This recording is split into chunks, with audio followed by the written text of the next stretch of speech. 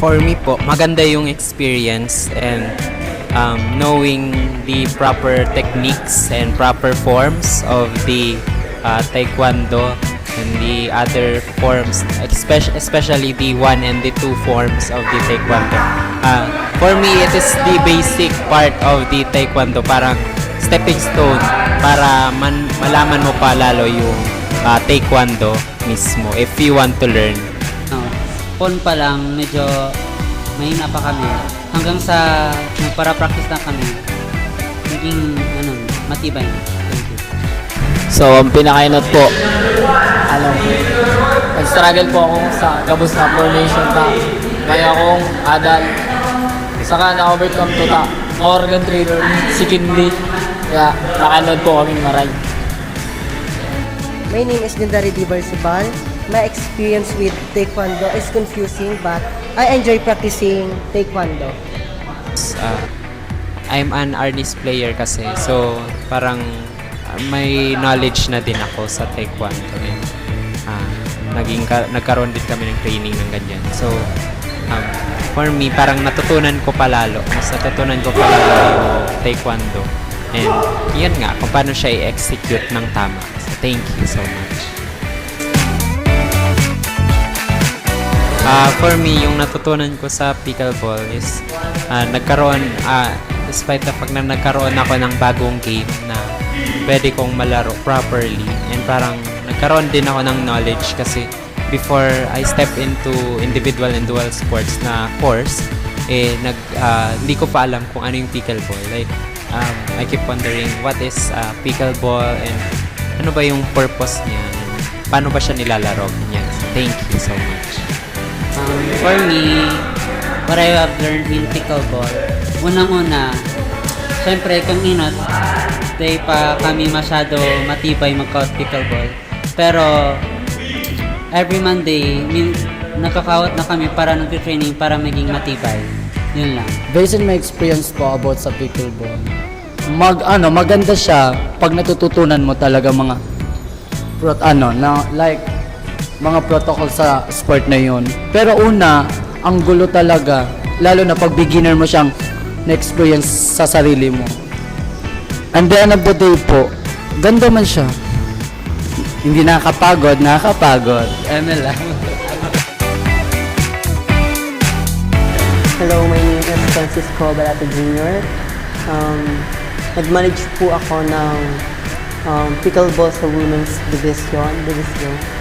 So, nakakapagod at nakakapaos din sa pag-guide sa kanila kung kailan sila lalabas at papasok pag nagsaserve yung kalaban. Then, also, nakakapagod din, nakakapagod sa paa kasi maghapon kang nakatayo. Yun lang. Hello everyone. Ang experience ko sa pag-manage ng pickleball ay mahirap kasi laging nakatayo at mahirap dahil ang iba ay hindi pa marunong ng lubos. Ayos lang. Hindi. Stress tapos minsan pagal. Kasi about naman sa warm-up, tapos hindi naman lahat nagka-participate. Siyempre, hindi naman lahat. May iba lang na hindi talaga sumasama sa warm-up. Pero wala naman masyadong problem. At siguro dun sa mga laro nila, na halos sa isang laro umabot ng 17 minutes, 18, ganun. Kalang naubos yung oras ng paglalaro at ng 1 to 4 nga yung oras. Tapos naubos na hindi na yung hindi na nakakapaglaro yung mga boys. For me, managing the pickleball tournament was a bit challenging for me because for me, parang nahihirapan kami kasi parang hindi mo alam kung ano yung score. Pero as the games started and nagpapalit-palitan ng mga players, parang nagkakaroon na kami ng, parang nalalaman na namin, nagagamay na namin yung mga scores, yung scoring, yung errors, ganyan. And parang nai-enjoy na namin yung laro. Parang normal na sa amin. And ang na-experience ko po sa pag-manage ng pickleball sa women's division is, sa una, syempre nagsa-struggles po kami kasi beginner po kaming lahat sa paglaro ng pickleball. Pero na as the days goes by, every session po, syempre natututunan naman namin hanggang sa matutunan na talaga namin siya, especially the rules and regulations of on how to play the pickleball. And so far, naging smooth naman and enjoy yung naging experience ko sa pag-manage ng pickleball sa women's division.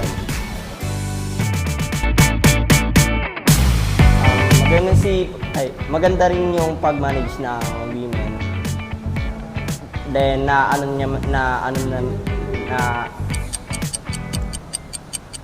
oh my God!